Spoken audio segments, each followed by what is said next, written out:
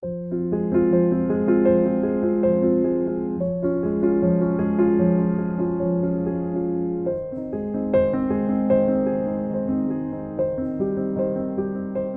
y est, nous l'avons. Nous l'avons, ce catalogue tant attendu de notre exposition événement Goya, un maître et son école qui a eu lieu l'an dernier, déjà un an, entre le mois de novembre et de février de l'an dernier. Il faut que je vous dise un peu le début, un peu ce secret qu'a été le lancement de cette exposition Goya à Agen. Nous étions avec donc Adrien Fedac, le conservateur de notre musée, et nous faisions le programme des expositions à faire à ce musée. Et à ce moment-là, Adrien me dit pourquoi pas les dessins de Goya. Et à ce moment-là, je lui réponds, si on fait Goya, on le fait tout entier. Vous voyez, c'était un peu démesuré, c'était un peu exorbitant comme réponse. Ça voulait juste dire qu'en tant que maire d'Agen, je savais que Agen était légitime à organiser un grand événement sur Goya. Pourquoi Agen était légitime? Parce que l'histoire a fait que nous avons 6 tableaux du maître à Agen qui sont magnifiques. Venez les voir en lien direct au musée. Et donc nous avons ce patrimoine Goya à Agen. Et puis nous avions l'écrin magnifique qui est notre église des Jacobins, une des plus belles du sud-ouest. Et enfin nous avions l'expérience. Nous avions déjà fait des grandes expositions nationales, notamment une dans les années 90-2000 sur la peinture espagnole. Elle s'était appelée De Fortuny à Picasso, formidable succès, déjà plus de 35 000 personnes qui étaient venues la voir. Donc nous avions tous les ingrédients, les tableaux, l'expérience, l'écrin. Il nous manquait l'audace, nous l'avons eu. Il nous manquait après la compétence, et je veux saluer les personnes un peu hors normes qui nous ont permis cette exposition. Je pense bien sûr à Madame Juliette Wilson-Barrault qui a été à la fois la passion et la compétence de Goya dans toute notre équipe. Et je pensais vraiment très fort à Yannick Lins qui a été l'ange gardien de cette exposition. Voilà, alors faites-vous plaisir. S'il y a un cadeau à vous faire, à vous d'abord à Noël, c'est le catalogue de l'exposition Goya.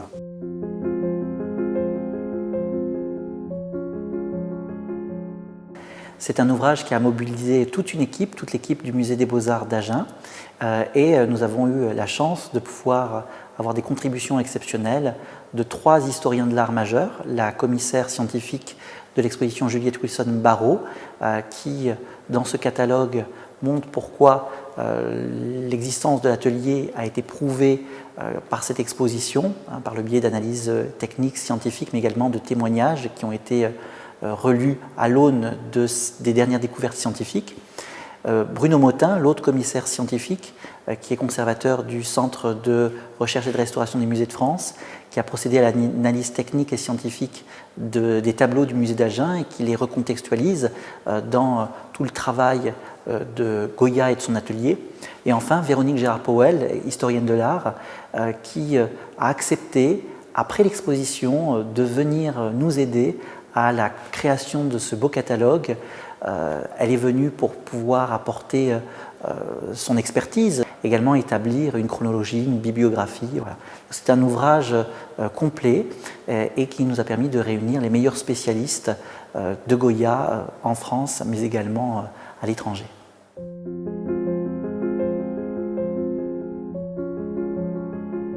La création d'un tel catalogue est le fruit de la mobilisation de toute une équipe, à la fois les chercheurs qui ont fait énormément de recherches pour pouvoir étoffer tout ce que l'on savait sur Goya et puis également enrichir le discours par de nouvelles recherches, une analyse inédite des sources déjà connues ou qui ont été redécouvertes. C'est également le fruit d'un long travail de toute l'équipe du Musée des Beaux-Arts d'Agen qui s'est investi pendant 8 mois pour pouvoir créer avec les historiens qui nous ont aidés, eh bien, ce catalogue, ce bel ouvrage.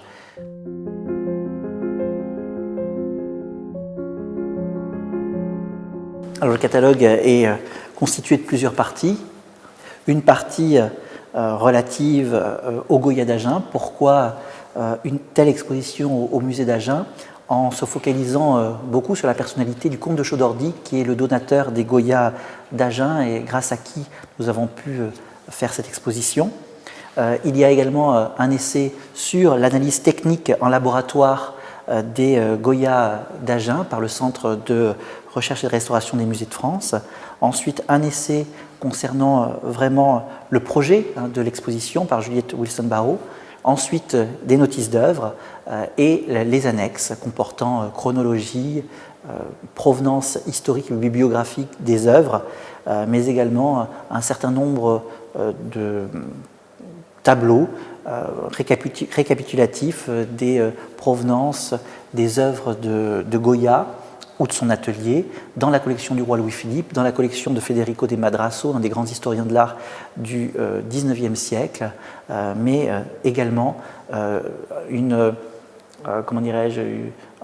aperçu de l'inventaire de 1812, l'inventaire qui a été établi à la mort de la femme de Goya.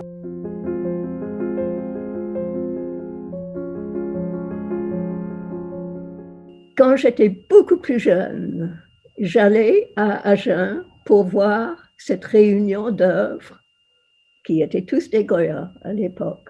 C'était pendant cette période-là qu'on est arrivé à comprendre que tout n'était pas de Goya dans ce qui lui était attribué depuis toujours. Alors, les tableaux d'Agen, à cause de tous ces doutes qui planaient sur énormément de l'œuvre de Goya, a perdu de sa gloire primaire. Et je me suis dit qu'au fond, ça pouvait être le sauvetage aussi de cette collection, parce que tout d'un coup, tout devient extraordinairement intéressant. C'est la première fois qu'on présente cette idée avec des preuves à l'appui.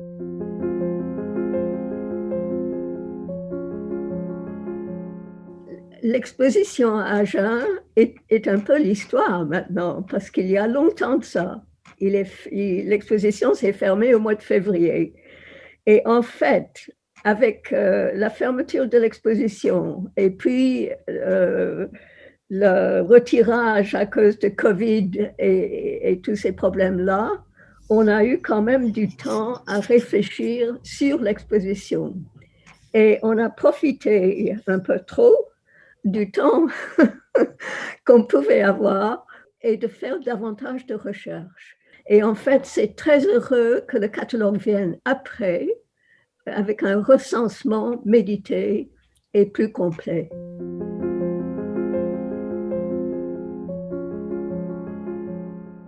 On avait souvent évoqué les assistants de Goya d'une façon vague et généralisée. Vous savez que le fameux inventaire de 1812 a été à la base de notre système d'attribution, parce qu'au départ, quand il a été publié, on a cru que tout ce qui était dans cet inventaire était de Goya. Et peu à peu, on s'est rendu compte que ça ne pouvait pas être le cas. Et tout d'un coup, je me suis dit, mais si cet inventaire était absolument vrai et normal, et que toutes ces œuvres étaient dans l'atelier de Goya à ce moment-là, en 1812, qu'est-ce qu'on peut en déduire? On déduit qu'il y avait d'autres personnes qui travaillaient à côté de lui. C'est comme ça que c'est venu.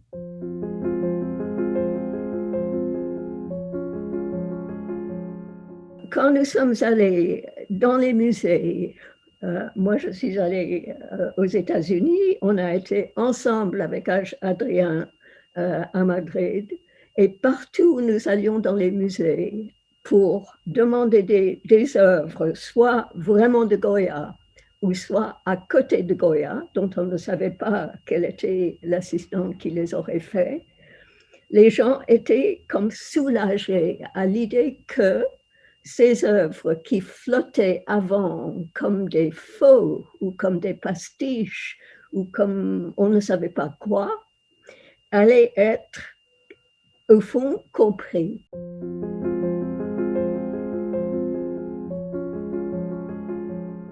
J'ai toujours dit partout, et je continue à le dire, que ce sera quand tous les musées vont pouvoir faire des analyses de ces œuvres et que les analyses vont être envoyées entre les uns et les autres pour qu'ils puissent faire des comparaisons, pour qu'ils puissent voir l'état des études. On va pouvoir rapprocher telle ou telle œuvre de telle ou telle œuvre dans une autre collection. Et donc, pour moi, ce sera une grande période de recherche. Si on arrive à convaincre tout le monde que ça vaut la peine, et moi j'y crois à fond, on va avoir une espèce d'examen universel de l'œuvre de Goya.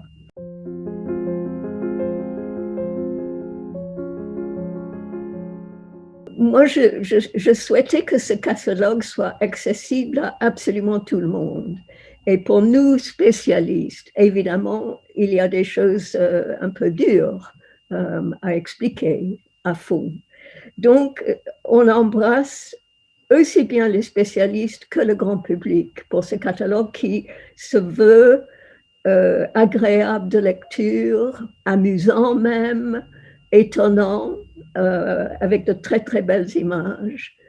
Et on essaie d'expliquer à travers un ensemble très varié de l'œuvre de Goya et de ses assistants comment il travaillait, quelle était son évolution au fond, parce qu'on remonte aux cartons pour les tapisseries, aux petites esquisses qu'il a fait pour les cartons, et on arrive presque à la fin de son œuvre.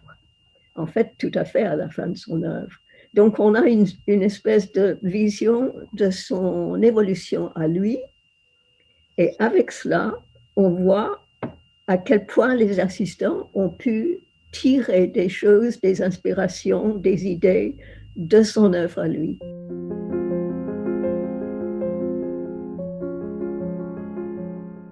Une des opérations que nous avons lancées donc au C2RMF, où je travaille, au Centre de recherche et de restauration des musées de France, ça a été de constituer des dossiers d'imagerie scientifique complets, c'est-à-dire des radiographies, des réflectographies infrarouges, des photographies en fluorescence ultraviolet, des photographies à lumière rasante, des pompées d'analyse pour essayer d'identifier les pigments, des prélèvements de matière, enfin tout ce que vous pouvez imaginer comme batterie d'examen scientifique, pour tenter de mieux documenter les tableaux de Goya ou de son entourage conservés dans les musées français.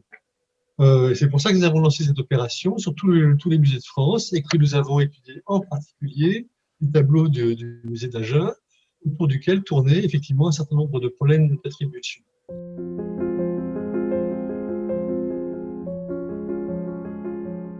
C'est toujours un petit peu cruel que de faire son travail parce qu'on sait qu'il va y avoir des pertes en cours de route. Hein, c'est normal, mais il faut aussi admettre que le vrai Goya doit être celui qu'il a vraiment été et pas celui que l'on imagine qu'il devrait être. Et plus nous avons travaillé dans cette recherche, plus nous avons constaté que certaines œuvres étaient caractéristiques qu'on connaît de Goya, avec sa matière, avec ses surépaisseurs très localisées d'empattement, avec une finesse d'exécution, des préparations d'une certaine couleur. Et là, je pense à la montgolfière, où nous ne trouvions pas des éléments stylistiques que l'on rencontre d'habitude. Ce qui fait que le ballon, ou la montgolfière, est l'une des œuvres que nous avons proposé de désattribuer au maître. Et s'est posé ensuite la question de dire, est-ce que ce tableau est de l'entourage direct de Goya, ou est-ce que c'est une œuvre faite dans sa périphérie par un artiste qui a regardé Goya, qui a apprécié et qui a tenté de le copier. Nous sommes revenus sur une opinion qui était considérée comme gravée dans le marbre jusqu'à présent, qui est celle que Goya n'avait pas d'atelier. On disait Goya est un artiste solitaire, renfermé sur lui-même, qui n'a jamais demandé à quiconque de venir l'aider, en allant tout à fait à l'encontre en fait, de ce que l'on sait des pratiques de la peinture au XVIIIe siècle en Espagne. Goya va un peu plus loin que lui-même. Hein. Il s'est fait entourer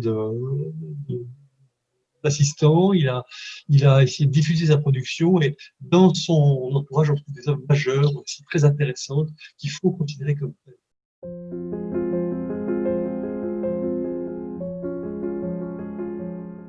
Le musée d'Agen a fait un travail de pionnier, un travail vraiment essentiel pour redéfinir Goya et son atelier. C'est quelque chose d'extrêmement courageux et qui a permis de disposer de points vraiment sérieux d'ancrage pour progresser.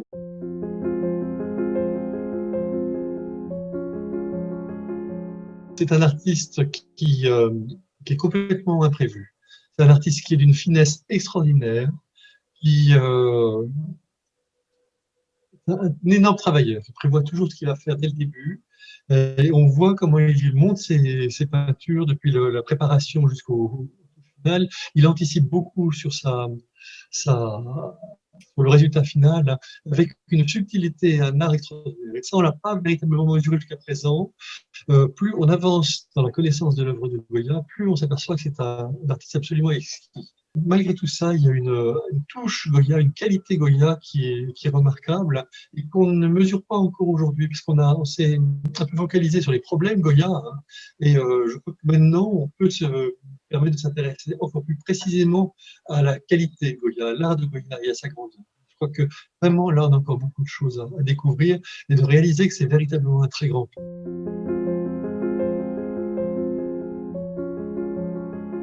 Donc, j'ai écrit en tant que conservateur chargé des études de peinture au CERMF, au Centre de recherche et de restauration des musées de France, et j'ai axé ma contribution sur ce que pouvaient apporter les documents d'imagerie scientifique, les radiographies, les réflectographies infrarouges, et j'ai montré tout ce que l'on pouvait tirer de cela pour les tableaux d'Agen. J'ai concentré mon intervention sur les tableaux du musée d'Agen, notamment pour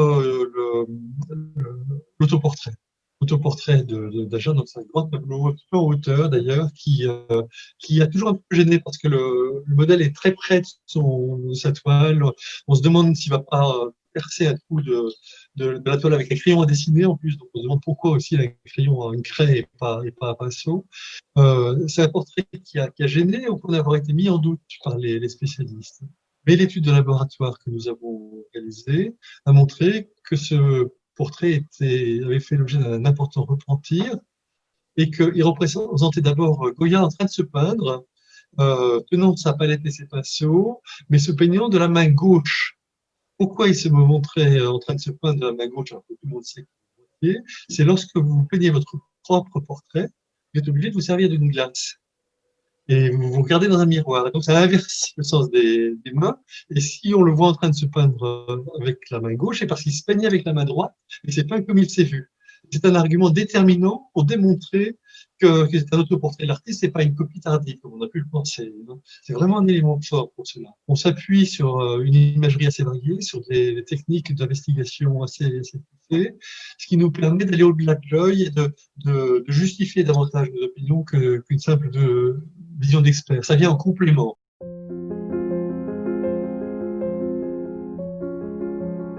Moi, je suis donc une spécialiste de peinture espagnole depuis des années, cinquantaine d'années. Hein. Je connais bien tout ce qui est la partie d'histoire des tableaux, la bibliographie, le parcours des œuvres. Et puis, j'ai eu aussi la chance de pouvoir ajouter dans les pièces annexes la reconstitution d'inventaires de collections où se trouvaient des œuvres de Goya au XIXe siècle. Hein. Déjà l'inventaire qui a été fait à la mort de Madame Goya dans la maison familiale de Madrid. Et si vous voulez essayer de localiser les peintures, ça avait déjà été fait, mais il fallait refaire, il fallait préciser. Et puis l'inventaire également de la liste des tableaux de Goya achetés par le roi Louis-Philippe quand il a fait une galerie espagnole. C'est un peu le squelette de l'exposition. Vous voyez, les autres choses sont des pensées, des interprétations. Nous, c'est un peu le squelette.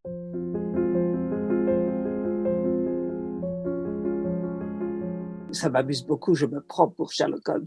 Je pense que établir l'histoire d'une œuvre, c'est aider énormément à l'analyse de l'œuvre et à d'abord être sûr, si vous voulez, ça aide quand même à l'authentification d'une œuvre. Ça aide à connaître le goût de tel ou tel qu'il a acheté. Ça permet aussi de rentrer dans des histoires de grandes collections ou de toutes petites collections. C'est une chose passionnante et qui, je crois, qui est assez à la mode en ce moment, mais qui, je crois, est très utile pour établir le catalogue le plus complet possible de l'œuvre.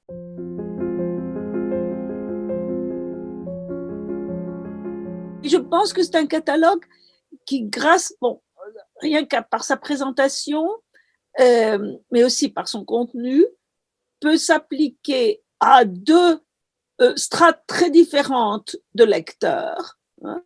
Il y aura bien sûr les spécialistes de Goya, et pour une fois, ils auront un livre en français. Les spécialistes vont pouvoir voir tout le discours de Madame Wilson Barrow sur les attributions et sur tout ça, mais ils vont aussi trouver des œuvres. Il y a beaucoup d'œuvres dont les provenances étaient inconnues et que j'ai pu remonter. Donc, il y a ces gens-là. Et puis, il y a les étudiants et le grand public. Pour les étudiants, je dirais qu'ils y trouveront une chronologie de l'artiste, solide, je crois. Ils y trouveront la bibliographie la plus ancienne, la bibliographie la plus récente, et ils y trouveront aussi, j'espère, un peu orgueilleusement, un petit modèle de travail. Et puis, le grand public va retrouver un peu de l'histoire, mettons le grand public d'Agen, il va retrouver un peu de l'histoire d'Agen, avec l'excellent article d'Adrien. Il va retrouver aussi un petit peu comment regarder les tableaux d'Agen dans un contexte plus général.